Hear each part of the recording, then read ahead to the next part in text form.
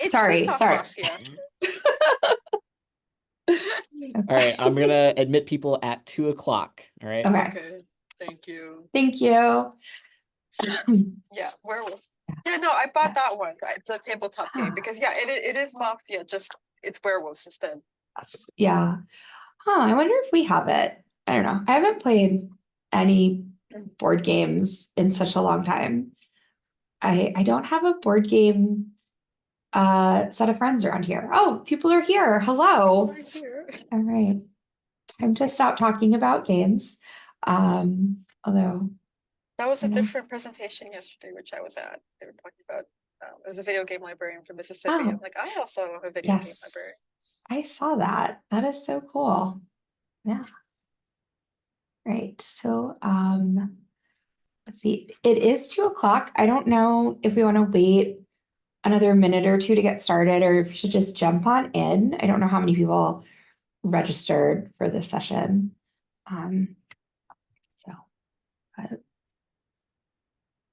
thank you all for coming. Oh, yes.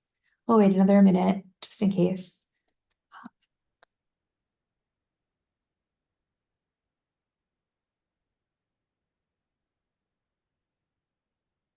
Everybody can see my slides, right? And not my background.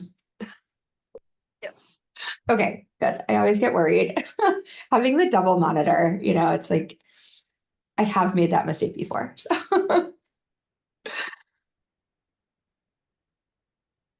right. Hi. Ooh, more people coming.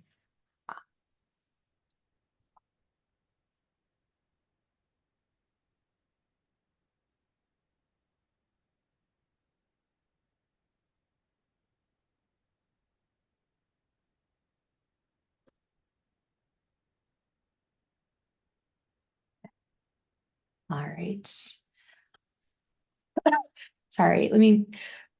Nope, my mute button is not working. I apologize. I do have a little bit of a cold, so I'm going to try to mute myself if I cough. But anyways, I think we should probably get started. It is 2:02, and I want to make sure we have time for questions and everything. So thank you everybody for coming to our session today, Facilitating Creativity, which is about adapting the reference interview for creative technology spaces. My name is Sarah Cantor. I am a studio librarian at the University of Tennessee, Chattanooga. And prior to working at UTC, I was the reference services coordinator at Kennesaw State University. So I am like a reference person. I love reference. And with me today is I am Vanessa Rodriguez. Some of you were at my last presentation. I'm the head of creative studio at the University of Miami. I've been in this position since 2013. Before that, I was the graphic designer for the library, but before that, I was on the reference desk for 4 years, about 7 hours a day. So in there. yes. Those are the days. So today we are going to talk about the reference interview. For those of you who aren't as familiar with it, we will start with a quick overview of what the reference interview is and why it's important, why you should use the reference interview, how to adapt the reference interview, and then we're going to wrap up with some ideas about training your staff to actually put this into practice. So I'm going to get started with, as I said, a quick overview of the reference interview. But before I get into that, we have a question for everybody. Just want to know, and feel free to put your answer right in the chat. How familiar are you with the reference interview?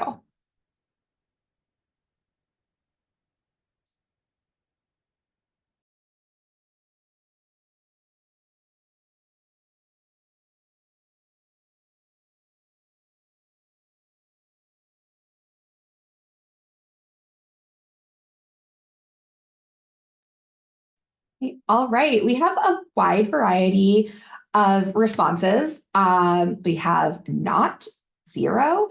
We have pretty familiar. It's my bread and butter. It's been a minute.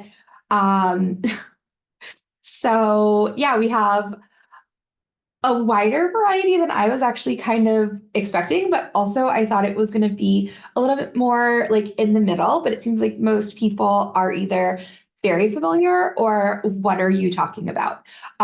So that is okay. Hopefully this is going to be good for everybody.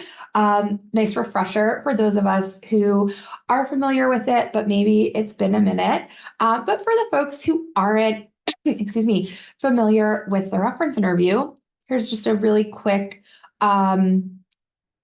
I don't want to say overview again, because that's the word I keep saying, but I do have a little bit of sick brain. So yeah, quick overview. So the reference interview in its like traditional context is used for research help. But that doesn't mean we can't use it in other parts of librarianship. The reference interview is a question and answer based interaction that is a really fundamental part of library services. And there are three aspects of the reference interview that I think are the like difference between patron services in a library and customer service in other type of setting, like a retail or something like that. So first of all, there's the collaborative nature of the reference interview. In the reference interview, the library worker and the patron work together to find information. The library worker has to really assume that the patron is not asking for what they actually need when they come up and ask a question. So the worker has to ask a series of both open and closed questions to get to the root of what that patron actually is looking for. So thinking about the reference interview in its more traditional research-based context, you'll hear all kinds of different examples, and some of them can be kind of funny, but it's somebody who comes up to the desk and asks for books on psychology, but really what they're looking for is psychological tests that are used by child psychologists in elementary schools. And so you have to like kind of work to get that information out of them. In the context of a creative technology space, this might start with somebody coming in, going up to your desk and asking for a camera. And then you have to ask a series of questions to figure out what they're working on to get them the best camera. The reference interview is also an opportunity to build relationships with our patrons. And this is to make them feel comfortable enough to come back and ask for more help. Sorry. The goal of the reference interview is to, I said this already, but it's to get them to feel comfortable to ask for help. This can be really hard because in libraries in general, especially academic libraries, there's already a lot of anxiety that many of our patrons feel. And when we start bringing that into a technology setting, that just gets amped up even more because a lot of our patrons will feel embarrassed that they don't know this thing that they think everyone else around them knows. And so they don't want to admit that they don't know it and have to ask for help. It's also really easy for especially our more inexperienced patrons to get overwhelmed by the sheer amount of information when it comes to technology because so much of it can be brand new to them. So we also want to use the reference interview to get them to feel comfortable enough to ask for help for what they need right now, and then come back later for more help and they work on their project step by step. And that's a way to also keep them from getting overwhelmed, which can result in more anxiety and stuff like that. And then finally, the reference interview should be instructional. So when it's in a research setting, the library worker helps the patron find the information sources and do a quick evaluation to see if those sources will help and be credible by working with the patron. They don't do it for the patron. And it's a little bit different in a creative technology setting, but we really are kind of doing the same thing, just at a kind of different scale and in a slightly different way, which we're going to talk about really that difference for the rest of the presentation. So again, this is mostly for the people who are not familiar or need a refresher on the reference interview, but the traditional steps to the reference interview are treated or have in the past been treated, I guess, as a step-by-step thing Last year, the Reference and User Services Association in ALA published an updated guidelines for behavioral performance of reference and information service providers that expanded it to 6 parts that I think are a little bit more like interwoven. So it's not quite step by step. But those 6 parts are inclusion, which is making a welcoming environment, approachability, which is making the patron feel comfortable to ask questions. Engagement is showing interest in the topic to encourage more questions. Searching is effective searching, specifically that involves the patron. Evaluation is determining the appropriateness and credibility of information, and closure is confirming that the information need has been met. And again, this is for the traditional reference desk research-based context. We're going to talk more, and I think Vanessa is going to talk more about doing it in the like creative technology space. But wanted to make sure we're all on the same page here. So it's really important to do the reference interview in any library context because it really is the difference between a library service where we have patrons and a commercial service where we have customers. So I think I'm a metaphor kind of person or an examples person, maybe better. But like if I decide that I want to become a Twitch streamer, I can go online and I can just search for best microphones for streaming. And I'm going to find some pretty good resources. And I'm going to find that the best microphone for streaming is the Shure SM7B, which is an excellent microphone. I don't know if anyone here uses one. I'm not going to pretend like it is great. I'm not saying anything against Shure, but it is a $400 microphone. I think around maybe more than 400 plus. Because it's a Shure microphone, it's not a USB microphone. So you also then have to get an audio interface to be able to plug it into your computer for beginning streaming stuff. And so now all of a sudden I'm out probably $600 on equipment that I don't know how to use. Where if I had gone to a librarian would have said, what's your experience? What kind of microphone or other equipment do you have? And I would have found out that maybe to get started for my very first ever Twitch stream, I should just get like a Yeti Snowball for $30 on Amazon. And I just plug it into my computer and it's ready to go. And that's the difference between people finding this information on their own or going to Best Buy and asking people there for what they should get and going to a library. This is, and the reference interview is how we make that difference. So we do that by showing interest in the individual, making them feel more comfortable, but in an academic context, and especially in a creative technology context, it also helps the student feel seen, which is really important to getting students to come back, continue to use the space, and even to stay at the school. It's so important with students who are new to campus or maybe come from like underrepresented communities or don't see themselves reflected on campus that there's people who are paying attention to them. Here at UTC, we've had multiple students tell us that they stay in school and they graduate because they wanted to keep having access to the studio and they could only do that if they stayed a student. The reference interview also gives us a chance, I talked about anxiety, gives us a chance to assess the anxiety or confidence that each patron has. Vanessa is going to talk more about breaking down that anxiety, but again, there's a lot of anxiety around libraries and around technology, so it just builds and builds, and we do have some patrons who will come right out and say, this freaks me out and I don't know what to do, but most of them won't. And on the other hand, we will have students that come in and are really confident in their abilities and have experience. And the only way we know the difference between someone who doesn't know what they're doing and someone who does know what they're doing is by finding out through asking them questions. That is basically the next one, which is determining background knowledge, because it's really easy to just assume that if somebody sounds like they know what they're talking about, they do know what they're talking about. And we do have people just like asking this group how familiar you are with the reference interview.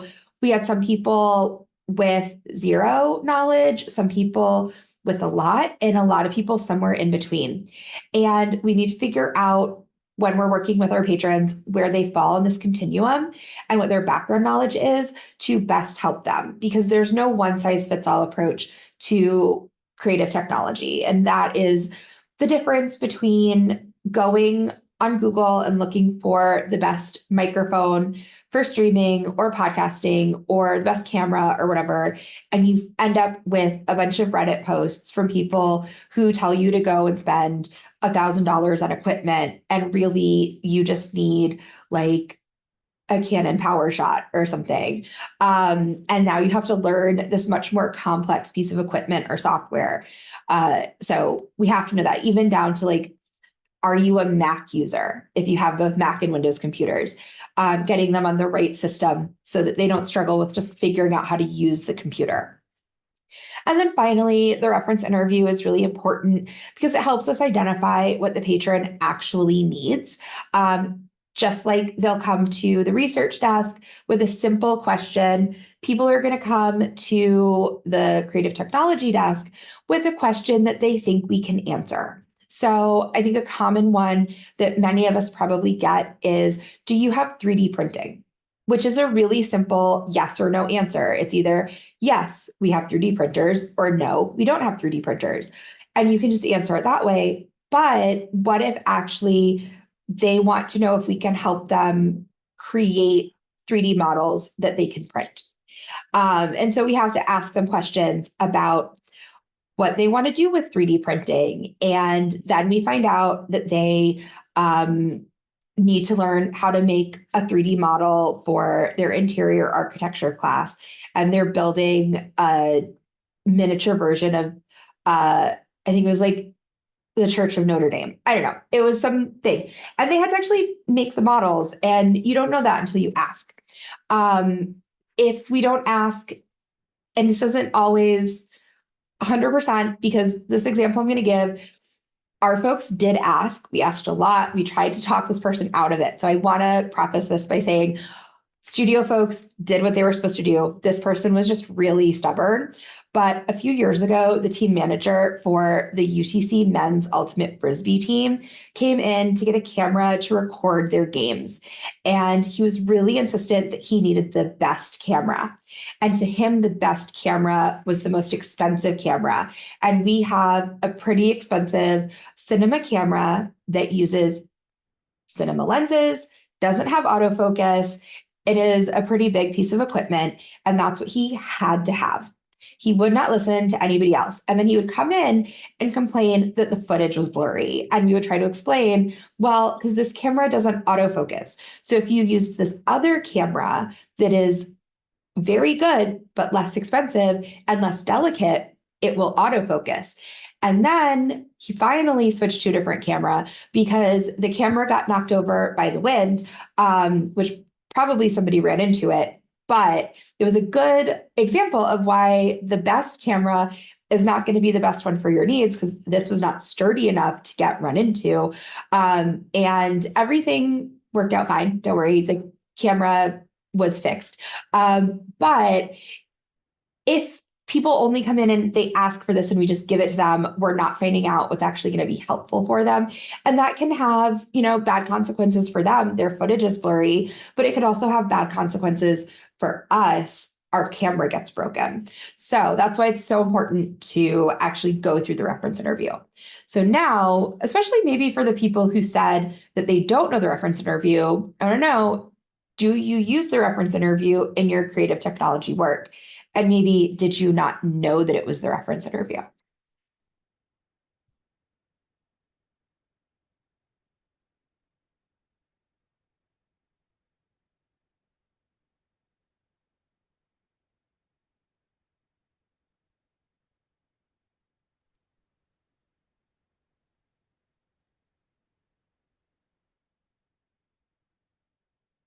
Okay, so yeah, some people do. Leanne says it's super helpful. I totally agree. Jay said, like, yeah, they do use this, but they didn't know, or they hadn't heard it called the reference interview. And Emerson said, I kind of use it in the makerspace, but I'm not always the best at figuring out how to go about asking what people are actually trying to do. Emerson, my friend, you are in luck because we're going to go over that. I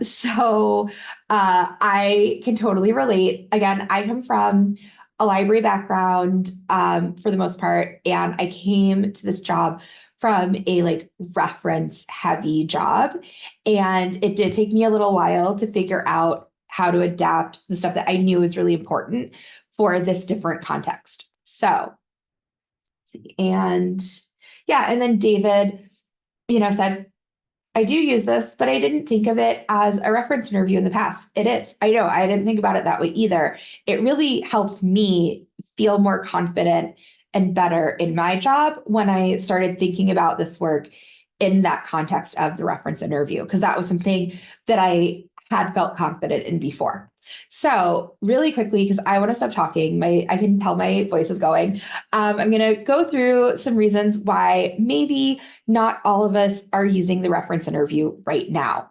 And I think actually some of the comments have led to or are related to this sort of no, maybe it's the next slide better. Sorry, sick brain. Lack of knowledge and experience is one reason we're not using it. So the people who are coming to creative technology spaces and libraries from more technology backgrounds may not be aware of the reference interview, or, they might not be aware that the reference interview is a thing, but they're doing the practice already.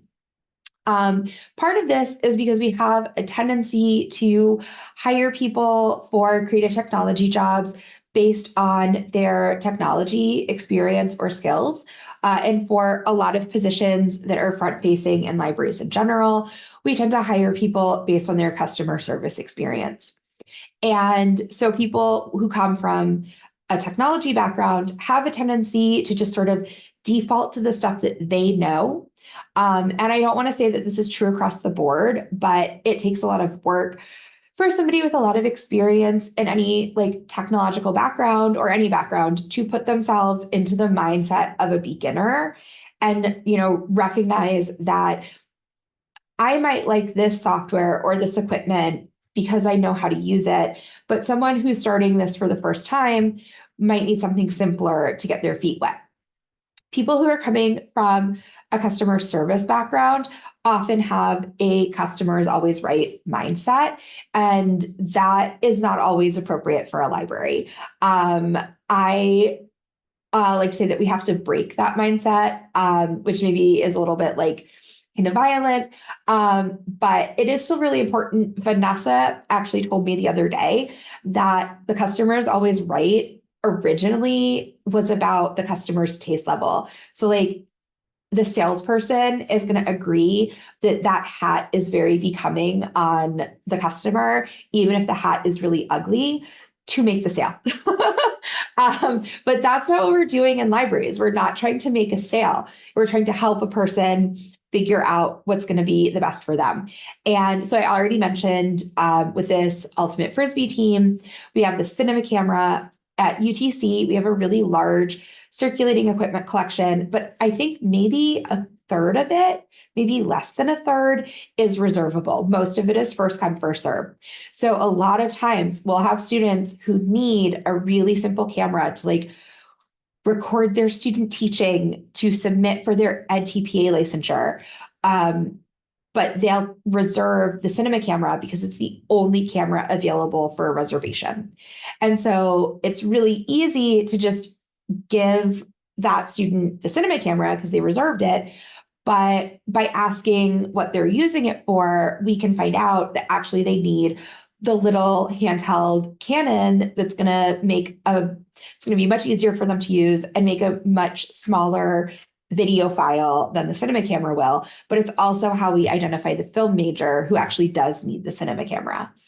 And this is what I was sort of referring to before, where I got myself mixed up even as I was reading the slide content. But the other reason I think we aren't always using it is because there's not a lot of training. So for people with library backgrounds, we might come in knowing the reference interview, but we're not recontextualizing it for our work in creative technology spaces, whether it's a digital media lab or a makerspace or something else. And part of that is because there aren't a lot of examples in the field. So, you have to like figure out how to do that on your own, which can be really difficult. And it can take a long time to do that. And you have to like sit down and really try to do that because it's not always automatic. For people both with library backgrounds and people who don't come from libraries, there also is just like minimal training on sort of library best practices and stuff in general. I found this at my previous jobs, where if you get any training on like the reference interview or best practices or sort of theory kind of stuff, it happens at onboarding, if it happens at all. And there's very little retraining or refreshing. And there's this sort of expectation throughout the library field that if you want to learn more, you're going to find it on your own. So with that, I'm going to turn it over to Vanessa and give my voice a rest and my brain a little bit of a rest. So thank you for bearing with me. All right, hi everyone.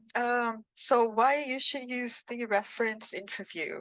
And I do have to tell Sarah, hit next on the slide because she's controlling. All right, so yeah, creative technology can be exclusionary. Creative technology spaces can be uninviting for the unexperienced. So I hear a lot of people say to me, even just colleagues and other librarians, I'm not creative or I'm not good at art. And I really hate when they say, everything I make comes out ugly. But that's what I hear. There's, I think sometimes an embarrassment, or they feel like they're being judged by us who we're there because we're experts, or maybe they perceive us as experts and think that we're judging them because they're not good at something. Like if we didn't all, learn as well how to do that. So, but when we promote our lab, I use a lot of saying like, oh, this is for beginners and experts. We accommodate, all levels. And, part of the reference interview is making people feel comfortable asking us questions, even if they are beginners. Equipment and software may not be accessible. There is a learning curve to all of it. Even if you have familiarity in one software, it doesn't mean you have the familiarity, you can pick up the other one.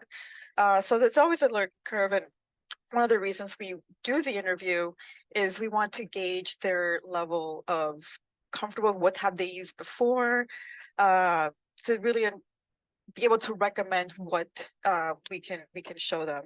And I have a fun story actually about the accessibility. I was working with a student once who, while I'm already in the instruction, admitted to me that they were colorblind. And we were doing InDesign. And so I really had to fix my language. Instead of saying like, if you're familiar with InDesign, the bleed line is red. Not to her. So I had to adjust, no, this line here. So I had to adjust my language for that. And patrons don't know what they need yet, which Sarah was talking about. And this is really the foundations of library stuff. Nick put it in the chat, so I will go ahead and mention when I used to work at the reference desk, one of my, I don't know if it was mean, but I mean, what was I supposed to say? Students would come and ask me, where can I find a copy of the Bible? And I had to say, well, which one? And I don't know if that sounds mean or not, but sometimes they didn't realize that there are different versions. Even if you're just looking for the Christian Bible, there's different versions of that. So it's kind of the same thing when people come and ask us stuff. A common question I might get is, oh, do you teach Photoshop here? Or can you teach me Photoshop? And isn't that a loaded question? Yes, I can. But Photoshop can do so many things that it would take forever to teach them that. And they might not need to know everything, most of the time people are really looking like they want to make a poster, and then yes, I can teach them how to use Photoshop to make a poster, and it might be in the conversation that they really do actually want to get started on learning these types of programs, and that's fine. I will show them that. But if all they really need to do is make a poster, sometimes in the conversation it comes out that they think they need Photoshop, to make a poster or to make a certain type of design. And, now Canva is very widely used, but sometimes it's still new to people. Adobe Express, since we're Adobe Creative Campus. And actually the number one tool that people use here to make a research poster is PowerPoint. And once they hear that, more people are familiar with PowerPoint than they are with Photoshop. So you might just need to show them PowerPoint, and then they feel super comfortable. It's like, this is how you set up the slide, so it's the dimensions you need. And from there, they're fine. So yeah, patrons don't know what they need yet. Next slide. So breaking down anxiety, students may not realize they can even enter the space. You want the space to be welcoming, and you want the person at that service desk not to look at people like, why are you coming in here? You want that welcome, inviting environment. The library, most people know the library is open to everyone, but not every space in the library is open to everyone. I don't know how your libraries are set up. There's graduates only study rooms. There's obviously staff only areas. Um, there's group study rooms that you need to reserve beforehand. So even if everyone knows they can come to the library, they might not necessarily know they can come into your space. So that's why it's always good to have the visible desk with a friendly, inviting person to sit there, that making them feel welcome. Students are afraid to ask questions. Um, so it helps if you're the one asking questions, hence the reference interview. It kind of like brings the person out of their shell, makes them feel more comfortable, makes it that look like you're interested in what they're saying. You should be interested, but you know what I mean. And then, yeah, if you're asking questions, they're more open to like saying things. And then it also helps everybody kind of understand what they want. You might even end up brainstorming ideas, because they might have an idea like, oh, I want to make a podcast. And I got this question yesterday. And yes, they wanted to make a podcast, but through the conversation, I realized they wanted to make a podcast that also had a video component that they could put on YouTube, which is not the same as here's a digital recorder, have fun. You know, that's all part of the conversation. Um, and information anxiety plus library anxiety, so much anxiety. This might all be potentially new to the person. And even if it's not, maybe they have experience in one thing. They might have experience, maybe they're a musician, but they want to record their band.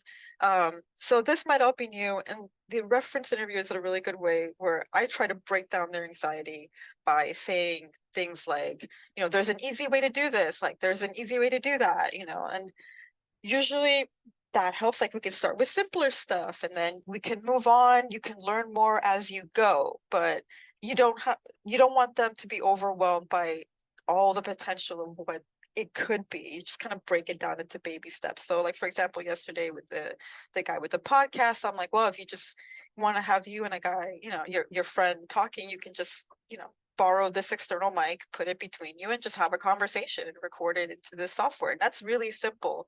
But yeah, that's how it came into it. Oh, he wanted a video component. So, okay, we'll build on that and so forth. Yeah, you also, you don't want to be like, oh, you want to make a video? Well, here's a camera and a tripod and an external mic. Is it indoors? You want some lights? You want some background? That's a lot. If you were working at Best Buy, you wouldn't be like, oh, you want a computer? Well, you wouldn't stuff their cart with like, here's a laptop and the case and a secondary monitor and all this stuff. Those are things that you talk about before you will overwhelm the person. Slow your roll, have that conversation. Next slide. And yeah, relationship building, creating a trusted relationship can result in patrons who are more comfortable asking you for help. And that's not just about you and your lab, but being somebody in the library that they feel comfortable with, kind of gives an idea that maybe the other people in the library are also easy to talk to. So it's not just your lab, you're kind of representing the entire library in general. So maybe once they need actual like reference help, they'll be like, oh yeah, I'll go talk to the reference desk. The library people are friendly and, cool. They'll be more comfortable with software and equipment, meaning if they learn one software, even if it's an easy one, they'll be more confident to learn other things that they might be interested in creating, and they won't have that anxiety that they might have had initially, and that makes them be more creative. I always tell my patrons, you can learn the basics, and as when they learn the basics, as they're working, they start to get more ideas, and they can just build on top of that. Uh, you also want to be non-judgmental about whatever they're creating, hence the customer is always right kind of mentality. If my student wants to use Comic Sans, that's fine. They can use Comic Sans. I'm not going to tell them that they should use Helvetica unless they ask me a question about fonts, which is kind of like a whole other graphic design thing. But yeah, you don't want to judge them the same way you would on the reference desk. If somebody wants to read the new John Patterson book, you take them to the new John Patterson book. You don't tell them, well, John Patterson, this, is that. No, none of that.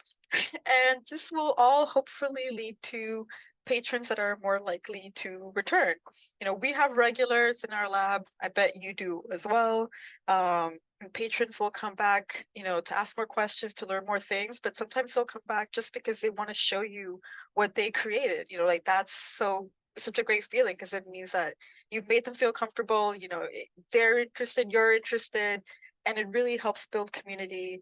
And sometimes we'll have students who will just sit in the lab, even if they're not working on anything, or even if they don't need our help, they just kind of like the vibe and the environment, and they'll just talk about other things that they might be creating, and just brainstorm, even if they're working on the quiz for their math class or something. So that's always fun. Up to you, Sarah.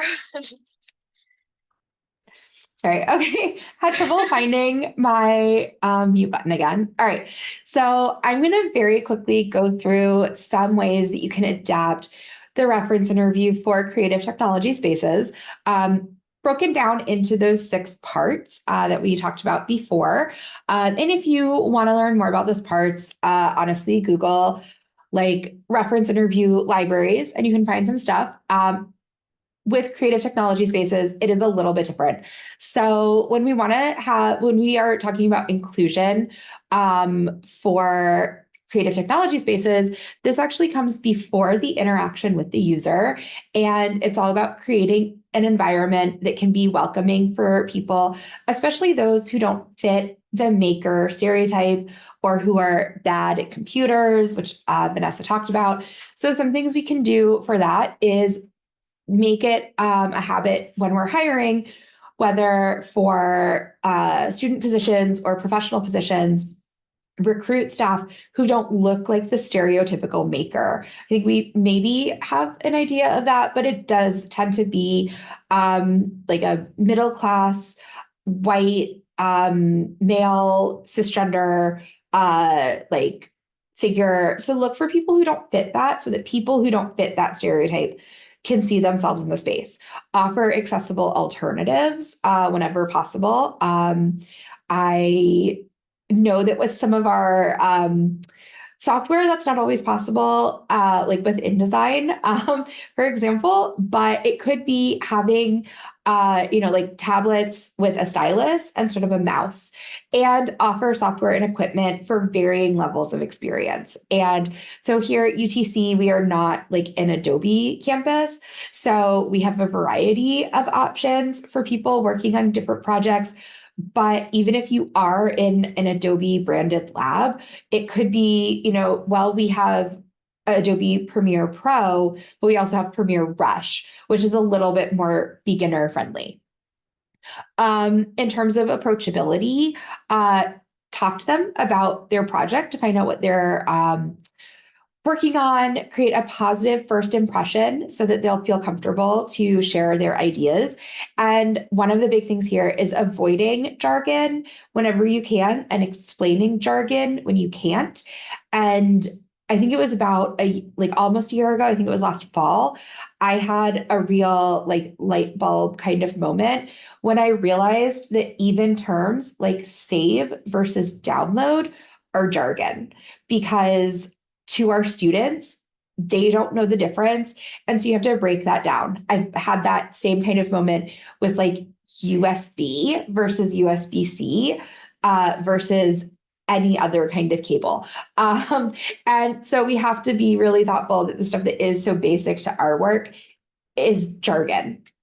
When it comes to engagement, we want to center on personal experiences to understand the individual user. We're not thinking about our users as like a block where they're all the same, and use empathy and respect to create a connection with that patron. And Vanessa already mentioned this, but avoiding judgment, because, and this is what I usually tell people, is everyone has to do something for the first time. So they think I'm an expert in Photoshop, and I'm like, no, I am barely capable in Photoshop. I am pretty good at other things, but like Photoshop has always been a block for me. I work on it, but I do a lot of things for the first time. I still have to Google stuff.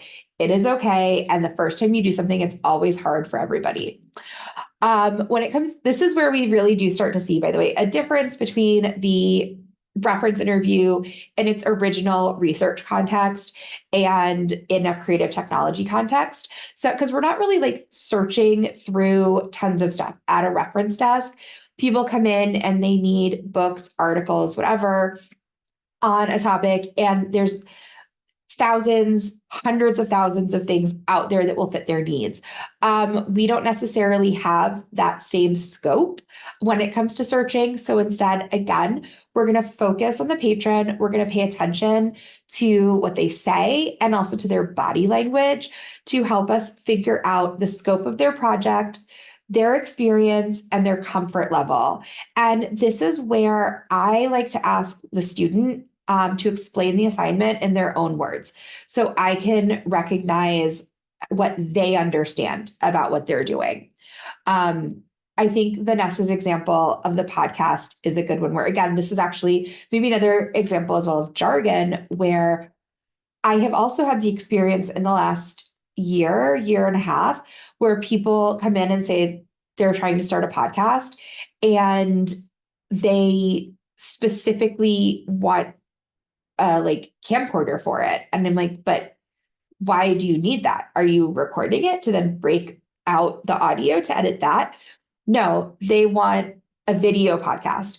And so this is an example where with a podcast assignment, students are going to really like do more than they need to because they don't understand that it's just audio, for example. In the evaluation component, this is where I actually like, after having the student explain their assignment to me, I like to get them to bring the assignment up in Canvas, or if they have a copy of it, bring it out so we can review it together and make sure that they are interpreting the assignment the right way. If it is a podcast assignment and it doesn't say that there's a video component, then they don't have to do a video part of it.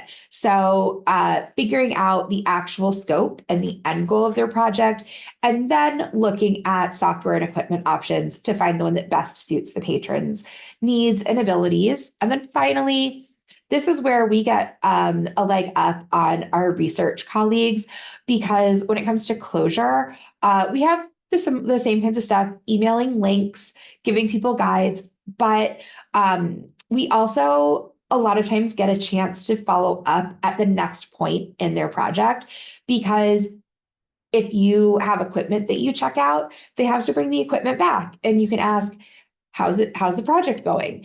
If you have specialized software, whatever the software is, they have to come back to keep using the software. So you can ask them how the project is going. And so you can keep up with them on what they need help with next, keeping that welcoming environment, and they know that there's somebody there to help them.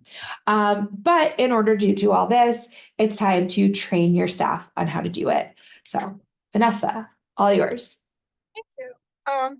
So I wanted to mention, since I've been a manager for 11 years, and it took me, I'm going to say maybe a couple of years before I realized that this was a thing, because I had the customer experience background and I had library training, and at this time I already had a library degree. So I'd never mentally made the connection that the staff that I was hiring didn't have that librarian reference mentality. So I'm very sorry. It took me a while to realize what was going on.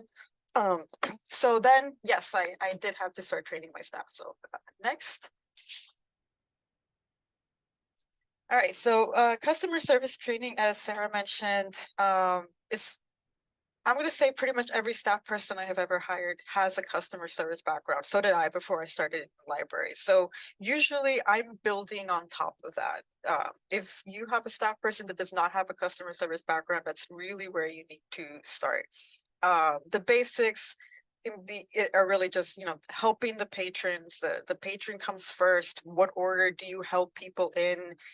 Being friendly and inviting, and then, dealing with problems in the lab in general, and, with problem customers. So if they don't have customer service experience, that's one thing that they won't have the experience on. But personally, yeah, everyone I've ever hired has customer service experience. So I'm just building on top of that and basically explaining what the differences are between the customer service environment and the new library, environment mentality, the things we learn in library school.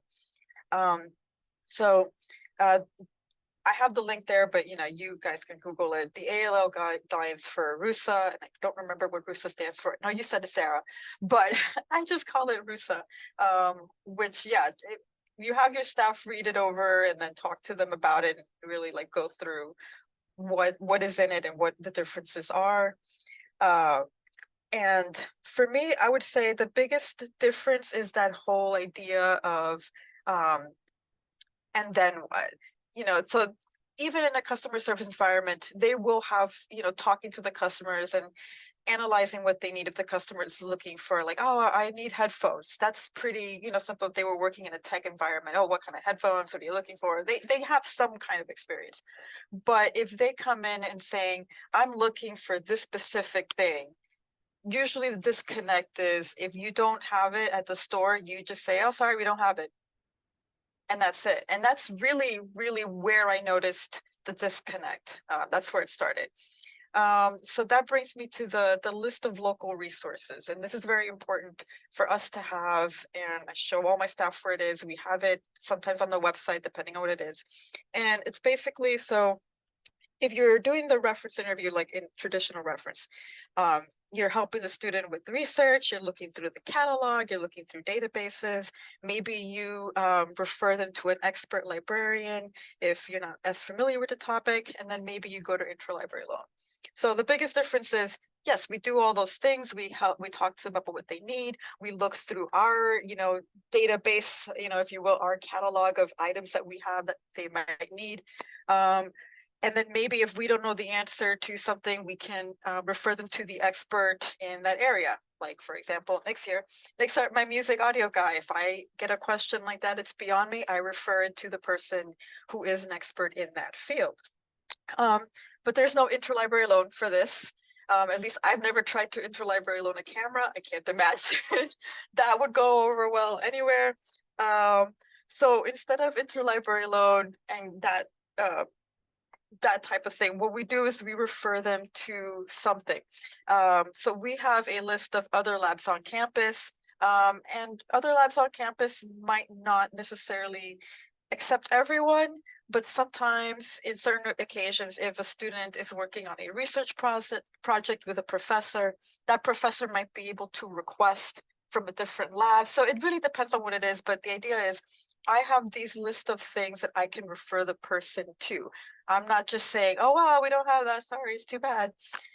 We also have other experts that we can refer somebody to. Nobody in my team can create a virtual reality app, but I know who to refer them to so they can ask about it and maybe get some assistance. We don't digitize 8mm film in my lab, although we do get asked that question. I have a list of local businesses where I can refer them to. So that's really, I think, the biggest difference that I've seen. So next slide. So we have some examples for you. So for example, hello, how can I help you today? And the person says, I heard I can borrow cameras here. And that's a pretty common thing that we get, and a perfect place to start the reference interview. So next slide. So yes, we do have cameras. What kind of project are you working on? Because the patron might not know what kind of camera they need, or maybe they do, maybe they know they want a DSLR and that's great. But they might not know, they might need a still camera, they might need a video camera, they might, actually want a GoPro if you have one. Um, in fact, they might not need a camera at all. Maybe whatever their project they're working on can just be done on their phone, and then they can borrow like a mobile phone tripod for the desktop from you. So that's an example there. And then I have one more example for you. Next slide. Hello, how can I help you? Do you have 3D printing?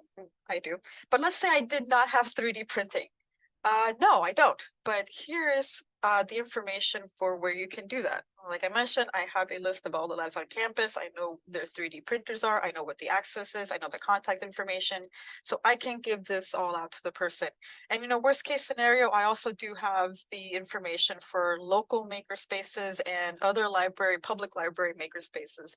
So I can refer the person to somewhere else. And that's bottom line what I'm trying to make sure that my staff knows. You do not leave a person hanging. You don't just say, nope, sorry, we don't have any 3D printers. And then that person, what are they going to do now? Where do they go ask for help? It sounds really bad to just leave them hanging. So yeah, don't leave them hanging. That's it for me. Yes, question.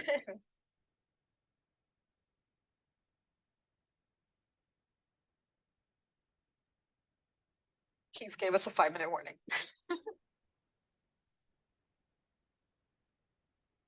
Cute. I will say if you do have to get going because you want to go to the projections and stuff, if you're on the Discord, I'm always happy to answer questions on Discord. And if you're not on the Discord, why aren't you on the Discord? You should be. So I also want to mention, I don't know if you wanted to mention, Sarah, that we were working on an article.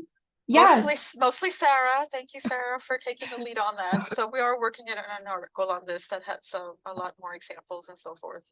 Yeah, we're going through the peer review process right now. So hopefully it'll be out.